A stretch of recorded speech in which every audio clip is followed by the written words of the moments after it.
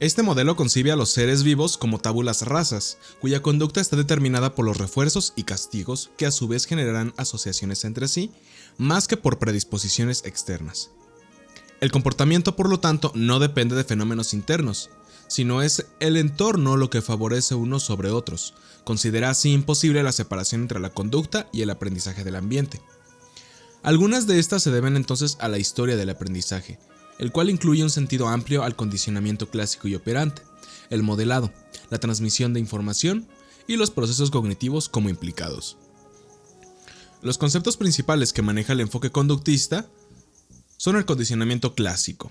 Un estímulo incondicionado en asociación con uno neutro posteriormente generará un estímulo condicionado ante la presencia del estímulo anteriormente neutro, aún y sin la presencia del estímulo inicial. El condicionamiento instrumental o operante, en el cual una conducta operante genera una consecuencia, la cual se repetirá o evitará, dependiendo si recibe una recompensa o un castigo, positivos o negativos. De esta manera se genera la extinción de conductas blanco y aprendizaje y reforzamiento de las adquiridas. Con el cognitivismo se introducen además los conceptos de la inteligencia, memoria, atención y percepción dentro del estudio de la conducta, generando así el enfoque cognitivo-conductual, a través del cual tanto pensamiento como conductas pueden ser aprendidos, reforzados o extinguidos a través del condicionamiento. Considera además que la mayor parte de las conductas adecuadas e inadecuadas pueden ser modificadas a través de la aplicación de principios psicológicos, especialmente los de aprendizaje. La evaluación en terapia cognitivo-conductual va dirigida a especificar claramente las conductas y problemáticas del cliente y las variables que las regulan, concibiendo como conducta a cualquier actividad motora, cognitiva, autónoma o emocional que sea especificable y mesurable. También se exploran los recursos, competencias y limitaciones del cliente y se obtiene información de diversas áreas de su vida, pasada y presente: familiar, social, laboral, sexual, pareja, salud, ambiente físico. Su objetivo no es el de asignar categorías diagnósticas a las personas, sino de saber qué hacen, qué sienten y qué piensan en situaciones específicas. Antes de desglosar la vasta cantidad de técnicas que este modelo tiene, consideramos importante primero señalar que este modelo es el más utilizado en investigación y evaluación, por así decirlo, objetivas, pues permite que sus técnicas sean sometidas a la metodología científica y en cierta medida la posibilidad de replicar estas técnicas para obtener los mismos resultados y abordar distintos trastornos.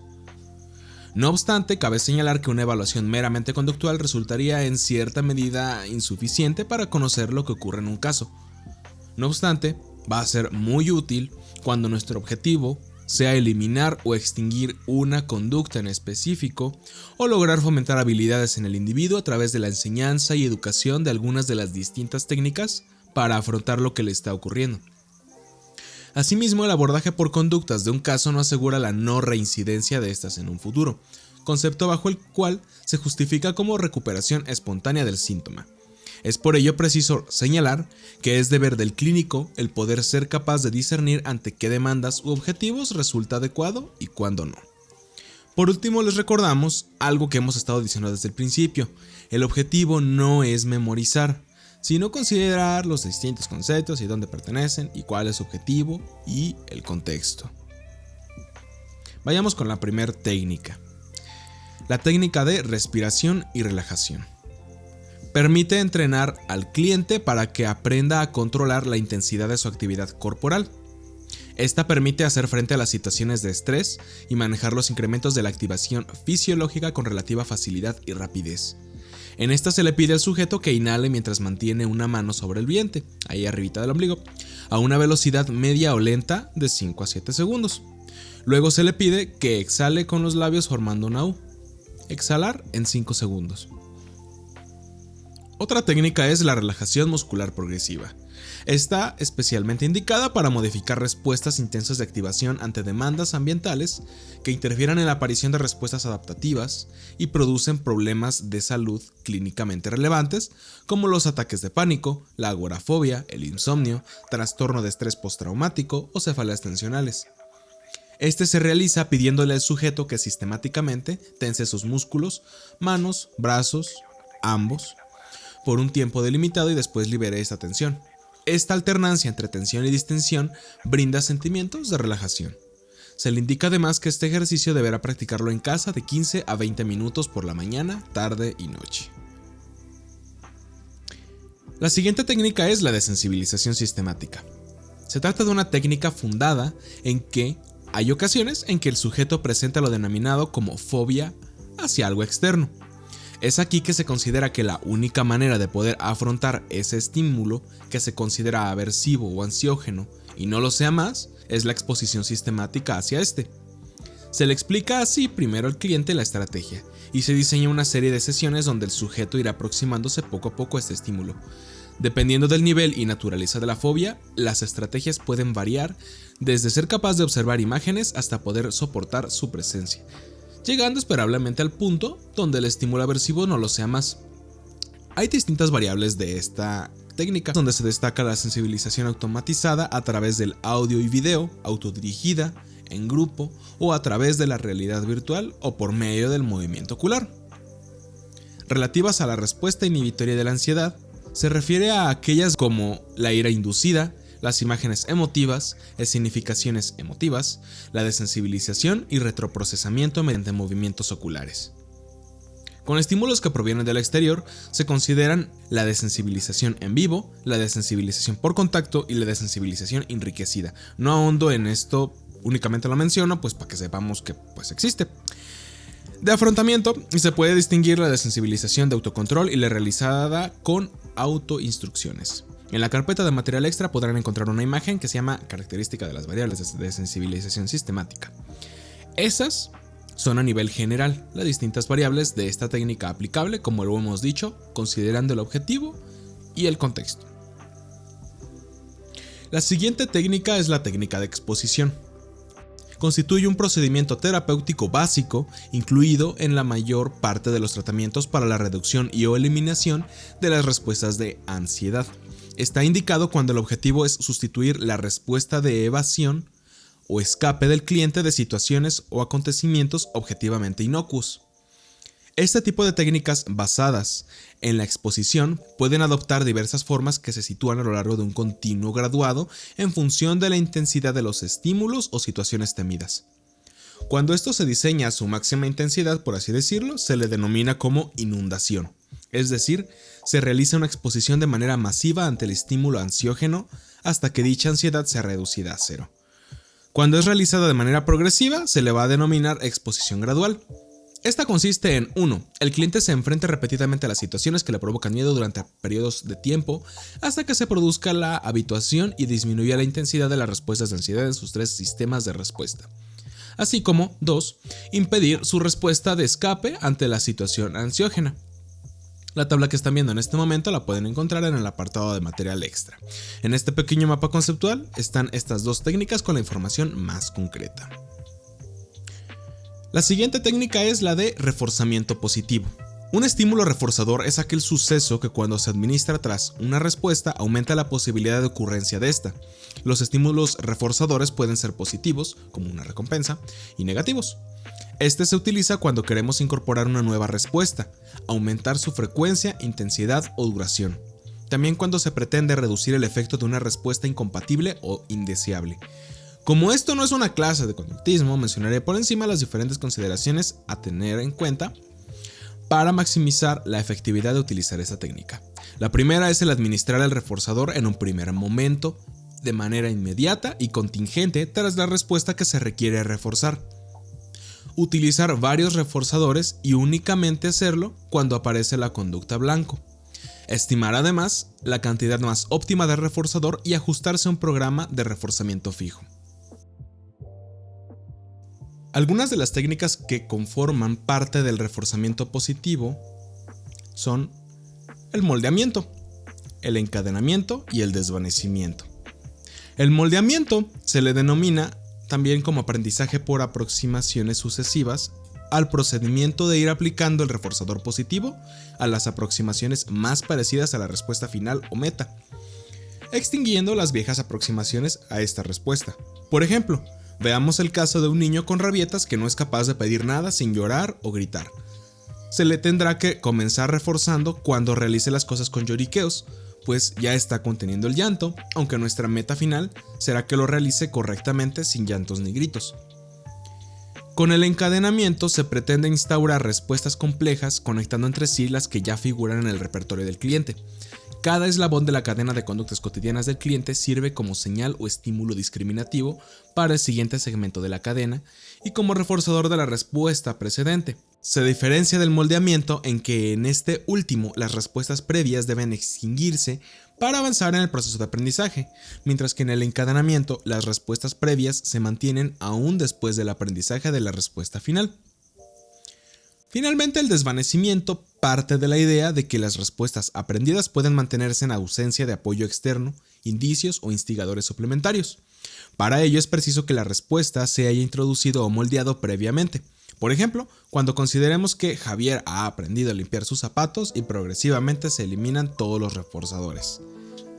Este se puede utilizar para el aprendizaje de múltiples respuestas. Como en apartados anteriores, en la carpeta podrán encontrar un cuadro que resume adecuadamente las diferencias entre moldeamiento, encadenamiento y desvanecimiento.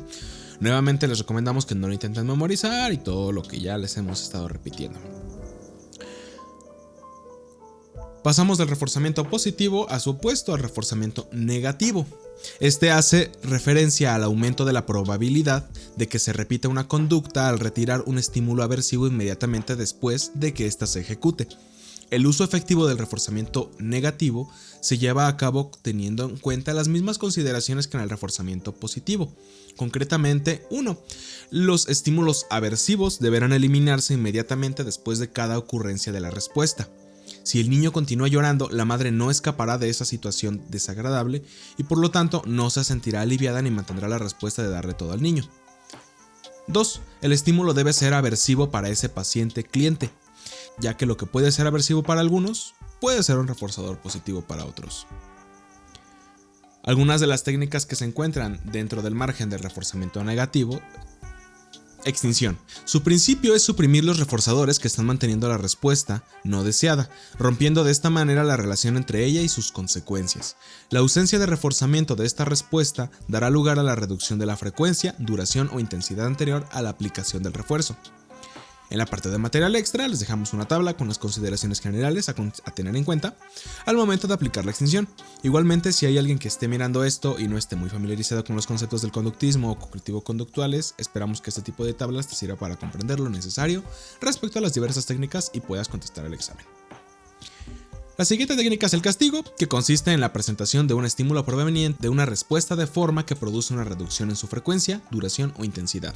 La eficacia del castigo dependerá de dos factores: el modo de aplicarlo y tipo de respuesta castigada. Puede consistir en la presentación contingente de un estímulo aversivo tras la respuesta que se desea eliminar o en la retirada de un reforzador positivo. El castigo únicamente va a funcionar para suprimir respuestas inadecuadas, pero no para enseñar otras deseables, por lo que no debe de ser utilizado sin reforzar las respuestas adecuadas del cliente.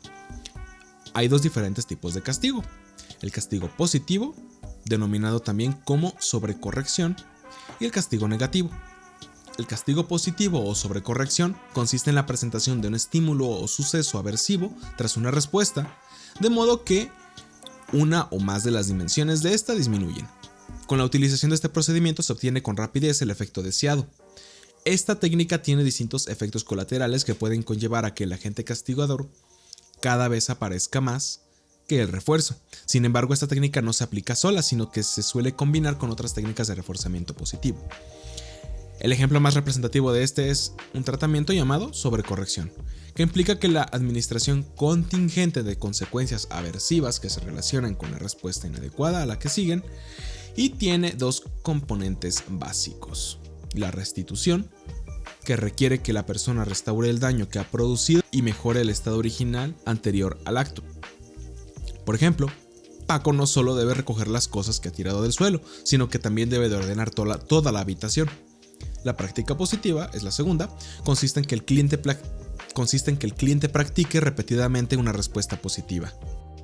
El castigo negativo consiste en retirar reforzadores positivos de manera contingente a una respuesta inadecuada. Las dos formas de castigo negativo más utilizadas en contextos aplicados son el tiempo fuera y el coste de respuesta.